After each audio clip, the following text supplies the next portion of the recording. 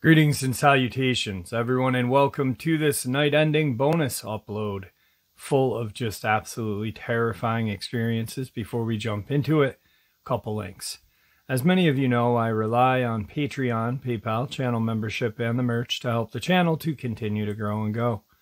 Links to Patreon, PayPal, and channel membership is in the description below.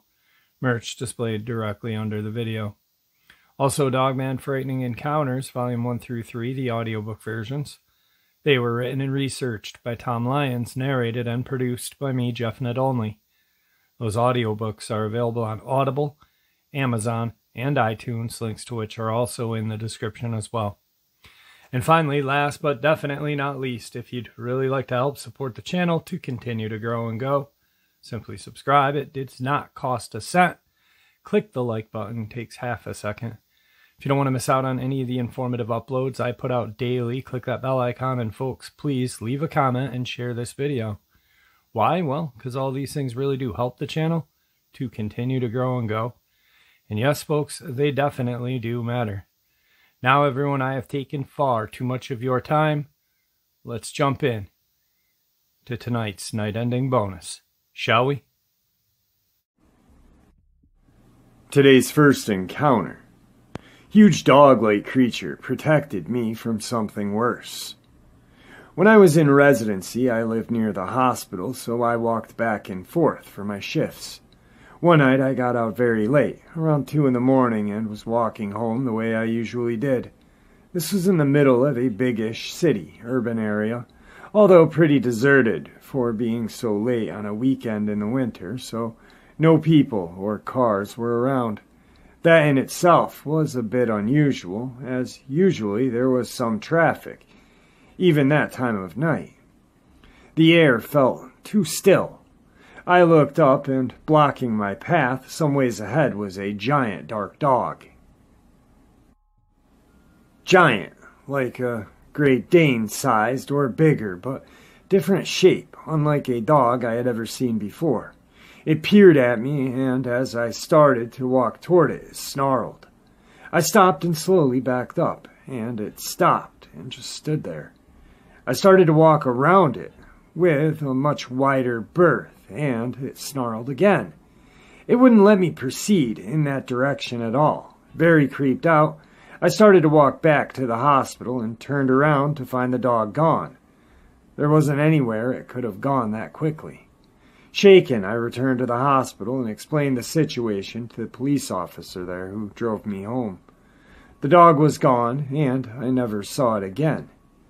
As scared of the dog as I was, I had an uncanny and very clear feeling that it was protecting me from something horrific by not letting me go in that direction, alone and very late at night. I had never written this story down before, but I can't stop thinking about it, despite it being about 5 years ago. Anyone ever heard of anything like this? Now, a lot of people are probably going to hear this encounter and say Kadeho, which I immediately did as well. But upon some further research, I came across something called the guardian black dogs. Guardian black dogs refer to those relatively rare black dogs that are neither omens of death nor cause of it. Instead, they guide lost travelers and protect them from danger. Stories of this type become more widespread starting around the early 1900s. In different versions of one popular tale, a man was journeying along a lonely forest road at night when a large black dog appeared at his side and remained there until the man left the forest. On his return journey through the wood, the dog reappeared and did the same as before. Years later, 2 convicted prisoners told the chaplain that they would have robbed and murdered the wayfarer in the forest that night, but were intimidated by the presence of a black dog. So I do feel like you were right. This creature or omen was protecting you. I really don't think Cadejo, I don't think Dogman, I don't think anything except what I just read. But wow, what an interesting tale. What do you guys have to say about it? I reached out to this person and asked if I could narrate this on my channel, and said my comment section is usually on fire with answers or suggestions that I have really great subscribers who have some great ideas. So, today's second encounter.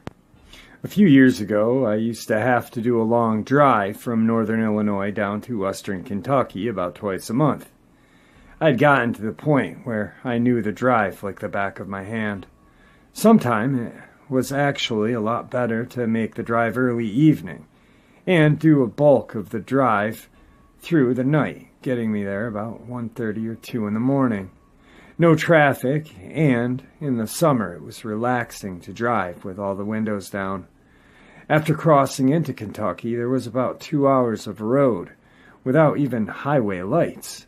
But like I said, I'd done this so many times before. One of my last trips, I had been heading down that stretch, and I had my brights on. In the distance, my driver's side of the shoulder, I could see what I thought was a deer. Got a little closer and realized it was a wolf. Now I'm coming up on this, and it's on all fours, but its back had to be almost level with the roof of my sedan.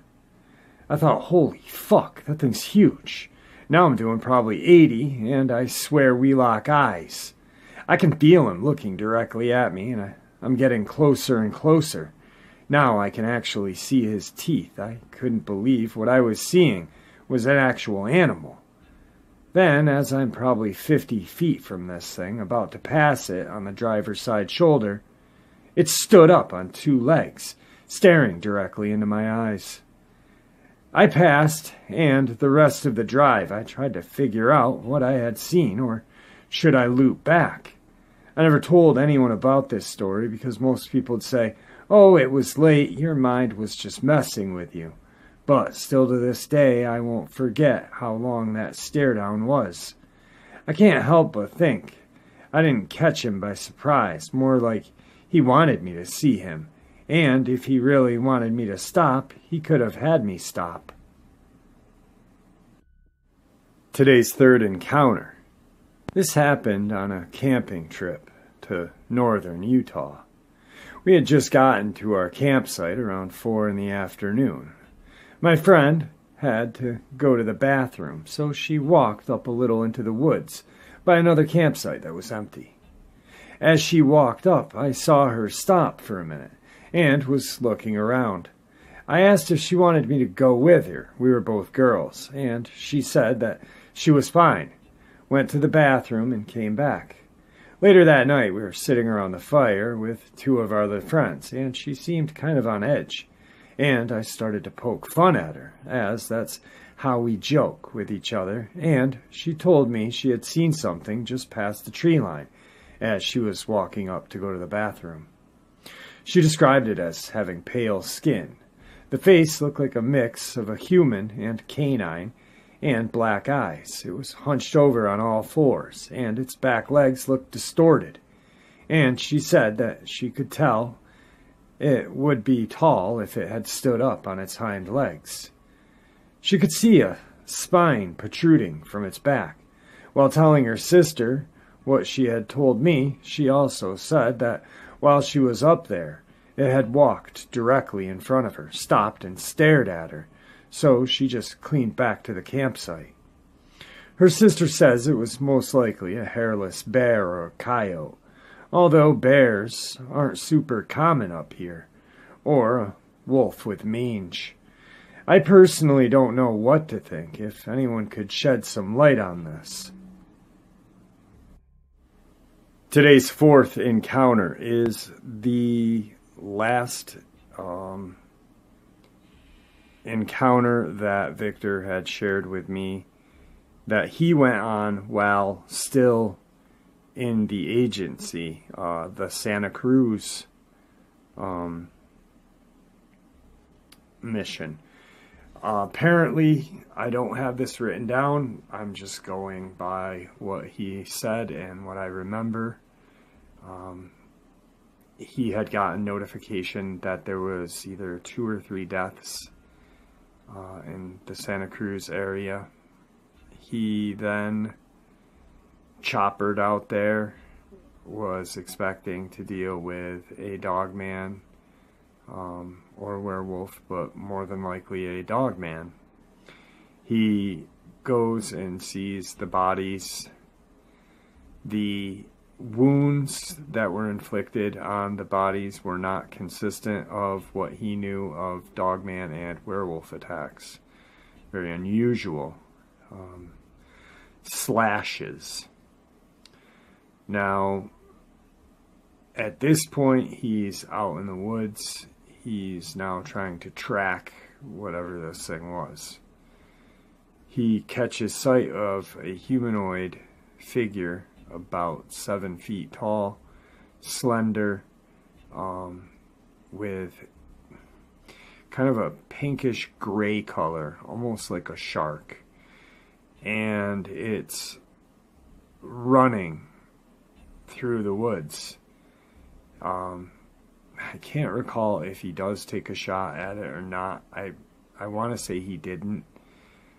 But he said the forearms, whatever the forearms were, it had some sort of like fin or something that was like razor sharp. And like I said, I'm just going off memory. I wish I had written this down. But then he kind of loses sight of it for a few seconds or almost a minute. And then he catches sight, and it's wicked far ahead of him by then. The thing is super fast, super agile, and it jumps into the ocean and disappears. So he shares this with me, and I'm like, well, what do you think it was, you know? And I started coming up with ideas, like, do you think it's a reptilian? Because ironically enough, we had been discussing the political reptilians and that stuff that, I think it was the night before or something. And I said, well, what if it was a mermaid or a merman, excuse me? And he said it could have been either. He doesn't know. And, you know, in his southern accent, you know, that's how he was saying. He's just, I don't know what this thing is, Jeff. I've never seen anything like this in all of my years with the agency. So then I shared a story very similar with him about a subscriber who had sent me an encounter about a year ago, and a friend of mine who lives out in Washington State, pretty close to Seattle. But he said that when he was in his early teens, he was like out in some woods behind like a garage or something, and he heard this rustling, you know, with the wood or tin or whatever the hell was behind this garage or shack, and he sees this creature, this humanoid creature, just stand up. And it wasn't after him, you know, it saw him, they made eye contact, and it took off very quickly and jumped into the water and escaped. A couple things that were familiar or similar, excuse me, were the way it moved, the way it was drawn to water. Just very, very cool. So I wanted to share this. kind of to hide it, because as I'm narrating these encounters, I'm having some crazy stuff coming at me via email and phone. So anyway, on to the next encounter. Today's fifth encounter. I was at my friend's house. He lives around a lot of woods in a small town in North Carolina. It was around 2 in the morning. Me and my friend were just hopping off of MW2 when we needed to put his dogs up for the night. So we walked them to put them up. But we couldn't find the cat, and we didn't want the dogs getting a hold of the cat, so we looked around the house until we finally found him on the front porch. So we put him inside and walked out to go back to my friend's house. My friend basically has 2 houses, so we stepped out onto the back deck when we hear a cat about 50 yards away in the woods screeching like it's being attacked. So we assume it's his other cat, so we call his dad. He's a veteran in the Marines, basically, meaning he's seen some shit. So he comes out on Marine mode with his AR-15 and flashlight scanning the woods.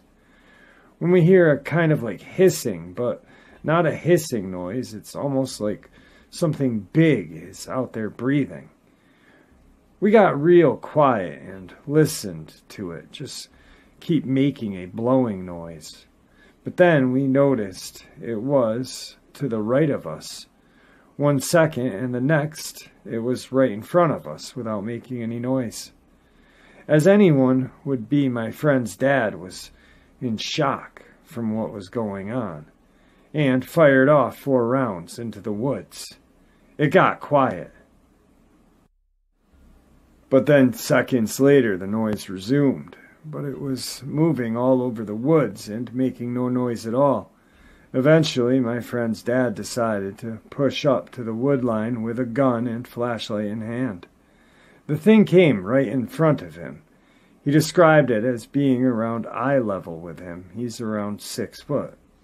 But what really bothered me is that it wasn't afraid of gunshots or people. Eventually, after not ever being able to see it, we gave up and called it a night around 3 in the morning.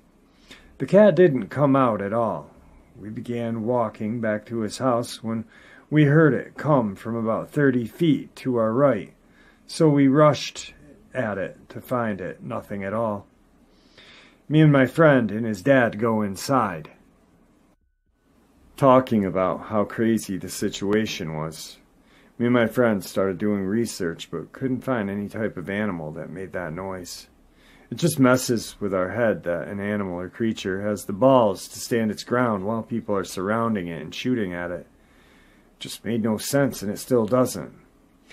It's the next night now, 12:45. My friend and I bought some chicken and placed it on the wood line. We're sitting outside right now waiting with a spotlight for something. Whatever it is, we want it gone. It just terrorizes the pets he owns. Today's 6th and final encounter. A little background on me and that day. I work in real estate, more exactly commercial real estate. So my work takes me all over the place, from urban industrial areas to very off the beaten path, secluded areas, farmlands, development lands, etc. On this day in particular, in October of 2012, my last assignment of the day was to go out and survey an old farmstead near Cayuga in Haldimand County, about 30 miles south of Hamilton, Ontario. The place had been vacant since the 90s. I arrived in late afternoon, I'd say around 5:30-ish. The place was the last one on a dead-end country road, and couldn't be seen from the road. I went up the long driveway and proceeded to do my look-over of the place. There were 3 structures: the house, a garage, and a large tool shed. I walked around the front of the house, which was completely boarded up with no means of seeing inside. I proceeded around the far side toward the other buildings. The shed was basically fallen completely down, but the garage was mostly still completely up. I noticed around the side man door a lot of huge scratches, and the door was half broken down, but still held by a padlock on one side, and the middle and upper hinge. The bottom port was forced inward, and the door and clapboards around it were covered with these scratches. But not like scratches a dog would leave. These scratches were huge and parallel, but spread apart, almost like fingernail scratches, and very deep, obviously put there with some pressure. That's when I looked down and saw huge paw prints, but not regular round paw prints, almost elongated to a little bit. The area around this partially broken down door was covered with these paw prints. If I had to venture a guess at how wide they were, I would say at least 5 inches. I was wearing heeled dress boots, and when I put my foot over the paw print, I could see my print on either side.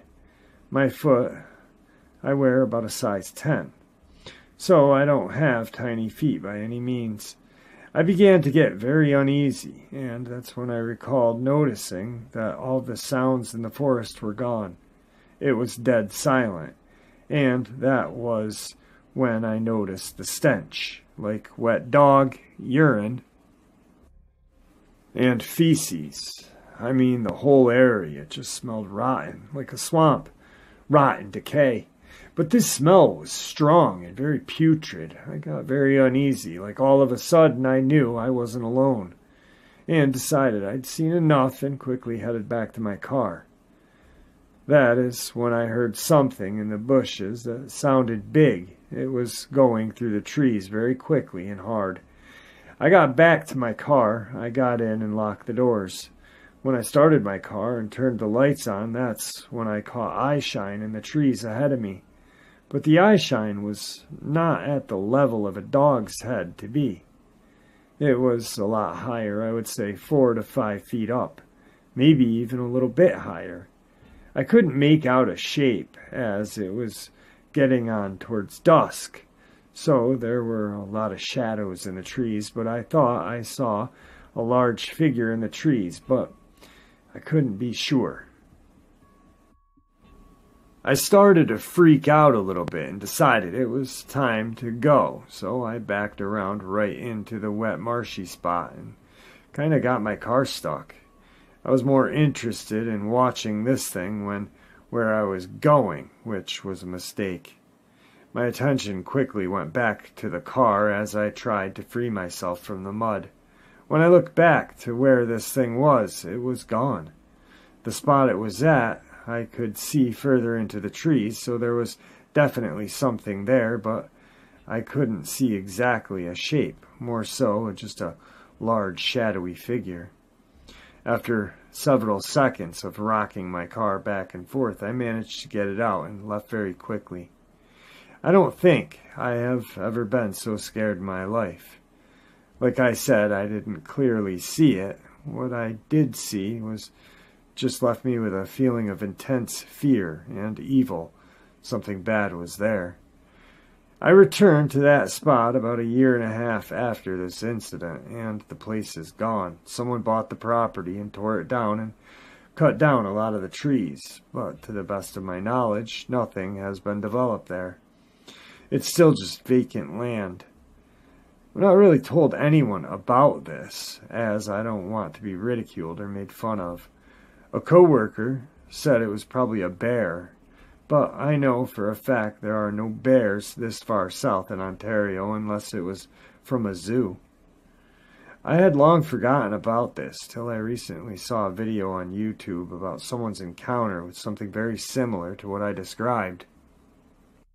I handled the sale of some farmland on the nearby to the place I experienced the Six Nations Indian Reservation, and the client was one of the few remaining pure-blood Indians. I'd put him easily in his 80s, if not older. I asked him about odd happenings in the area, like strange animals in the area, and sort of told him of my experience, not in detail, just that I was on that property. He responded with a question. "You saw it, didn't you?" He went on to say there are many things that are unknown to this world, but wouldn't comment further about my experience, only said there is a good reason that particular place has sat empty and unused for decades. I had an odd nightmare of that day for about a year afterwards, and I'm still very hesitant to do surveys in that area. Well, there you have it, folks. A night-ending bonus upload full of terrifying experiences with just terrifying creatures. I hope you all enjoyed it as much as I enjoyed sharing it with you. I'd like to thank you all for supporting the channel. It is your support, after all, that keeps this channel growing and going, and honestly what gives people a chance and a place to share their experiences and theories judgment-free. Guys, stay safe, happy, healthy, and ever vigilant, keeping an eye on our children, our pets, our family, and friends. These creatures are real, they are out there, and they are dangerous. Share this information with those you love and care about, and it may just help save their lives someday. Until next time, never stop asking questions, never stop searching for the answers, and God bless.